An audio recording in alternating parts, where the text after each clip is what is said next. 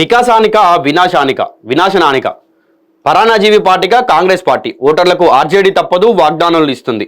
బీహార్ ఎన్నికల ప్రచారంలో జేపీ నడ్డా అంటా ఉన్నారు.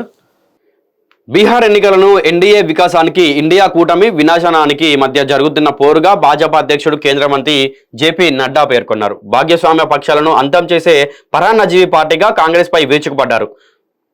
లాలూ ప్రసాద్ యాదవ్ నేతృత్వంలో ఆర్జేడీ రంగుదారి జంగల్ రాజ్ దాదాగిరీలకు ప్రతీక అని విమర్శించారు. బీహార్లోని ఔరంగాబాద్లో నిర్వహించిన ఎన్నికల ప్రచారంలో ఆయన ఈ మేరకు ప్రసంగించారు. తాను పుట్టానని బీహార్లోనే 20 ఏళ్లు గడిపానని ఆర్జేడీ చీకటి యుగం గురించి తనకు తెలుసని కేంద్ర మంత్రి నడ్డా పేర్కొన్నారు.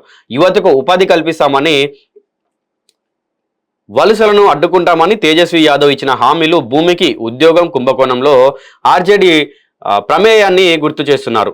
మాజీ గ్యాంగ్స్టర్ షహాబుద్దీన్ తనయుడు ఒసామాకు రంగనాథ్పూర్ నుంచి టికెట్ ఇవ్వడంపై మండిపడ్డారు. బీహార్ విషయంలో ఆ పార్టీకి ఎంత శ్రద్ధ ఉందో ఇది తేటతెల్లం చేస్తుందన్నారు. తేజస్వి యాదవ్ ఆచరణలో సాధ్యం కాని హామీలు ఇస్తానన్నారని భాజపా ఎంపీ కేంద్ర మాజీ మంత్రి రవిశంకర్ ప్రసాద్ విమర్శించారు.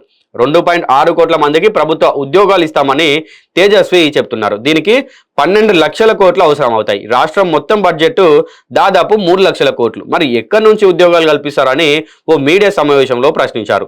ఓటర్లకు ఆర్జేడీ తప్పుడు వాగ్దానాలు ఇస్తుందని ఆ పార్టీని రాష్ట్ర ప్రజలు విశ్వసించారని నడ్డా చెప్తూ వచ్చారు.